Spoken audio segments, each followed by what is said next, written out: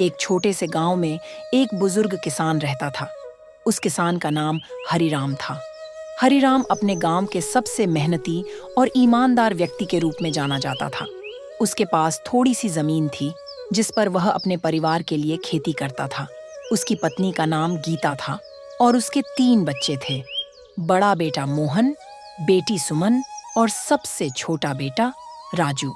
हरिराम की जिंदगी सादगी से भरी हुई थी।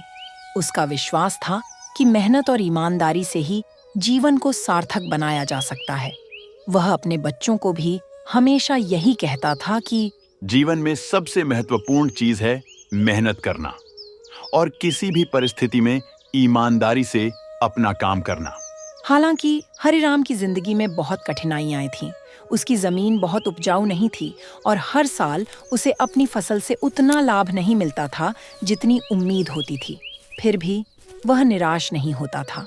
वह अपनी पत्नी और बच्चों को विश्वास दिलाता था कि अगर वे सब मिलकर मेहनत करेंगे तो एक दिन उनकी जिंदगी जरूर बेहतर होगी। एक साल गांव में बहुत भारी बारिश हुई। बारिश इतनी तेज थी कि गांव के कई हिस्से पानी में डूब गए। हरिराम के खेतों में लगी फसल भी पूरी तरह से बर्बाद हो गई। यह समय हरिराम के परिवार के लिए बहुत कठिन था। उनके पास खाने के लिए अनाज नहीं बचा था और आर्थिक तंगी ने उन्हें घेर लिया था। हरिराम को अपने बच्चों की चिंता होने लगी। उसने सोचा कि अब उन्हें गांव में रहकर कुछ हासिल नहीं होगा। उसे अपने बच्चों का भविष्य उज्जवल बनाने के लिए कुछ और करना होगा। Years later.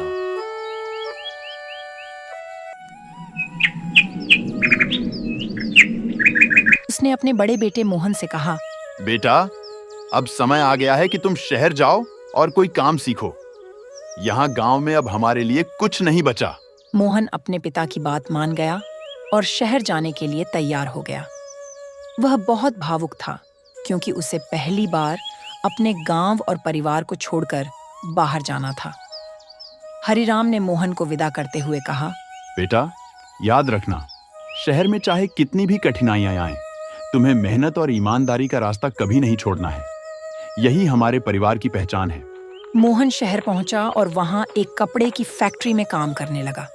शहर की जिंदगी उसके लिए बिल्कुल नई थी। वहां की तेजी, वहां की चाल ढाल उसे अजीब लगती थी, लेकिन उसने हार नहीं मानी। वह अपने पिता की सीख को याद रखते हुए अपने काम में जुट गया। इधर गांव में भी हरिराम अपनी कठिनाइयों से लड़ रहा था। उसने फिर से अपनी जमीन पर काम शुरू किया।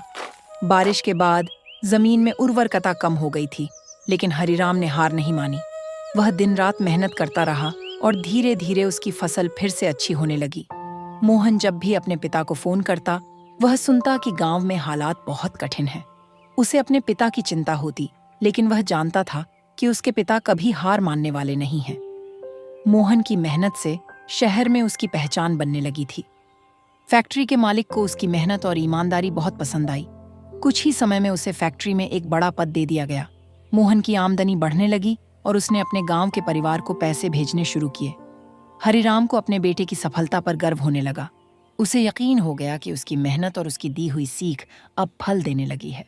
उधर हरिराम की बेटी सुमन की शादी की बात भी चलने लगी थी। सुमन गांव की सबसे सुंदर और संस्कारी लड़कियों में से एक थी। हरिराम और गीता को चिंता थी कि वे अपनी बेटी की शादी कैसे करेंगे, क्योंकि उनके पास शादी के लिए पर्याप्त धन नहीं था।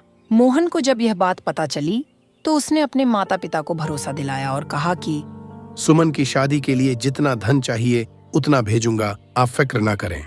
शादी की तैयारियां शुरू हुईं और पूरे गांव में यह चर्चा होने लगी कि हरिराम की बेटी की शादी बहुत धूमधाम से होगी। मोहन ने अपने सारे पैसे जुटाए और शादी के लिए भेज दिए। शादी बहुत ही सुंदर तरीके से संपन्न हुई। हरिराम और गीता अपनी बेटी को विदा करते हुए बहुत भावुक हो गए।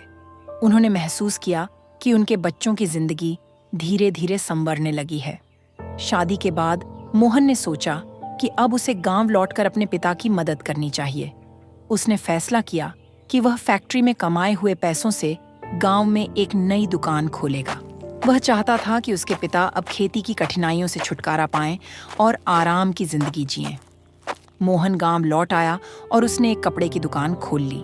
धीरे धीरे उसकी दुकान गांव में मशहूर होने लगी। हरिराम को यह देखकर बहुत खुशी हुई कि उसका बेटा न केवल मेहनत से आगे बढ़ा है, बल्कि अब गांव के विकास में भी योगदान दे रहा है। गांव में मोहन की दुकान ने अन्य युवाओं को भी प्रेरित किया। उन्होंने भी शहर जाकर नए नए काम सीखे और गांव में अपने व्यवसाय शुरू किए। गांव की आर्थिक स्थिति में धीरे धीरे सुधार होने लगा। एक दिन हरिराम अपने खेत में बैठा सोच रहा था कि कैसे समय ने उसकी जिंदगी को बदल दिया है। उसकी यह जीवन यात्रा यह सिखाती है कि चाहे कितनी भी कठिनाइयां क्यों न हों, अगर हम अपने मार्ग पर अडिग रहते हैं तो सफलता अवश्य मिलती है।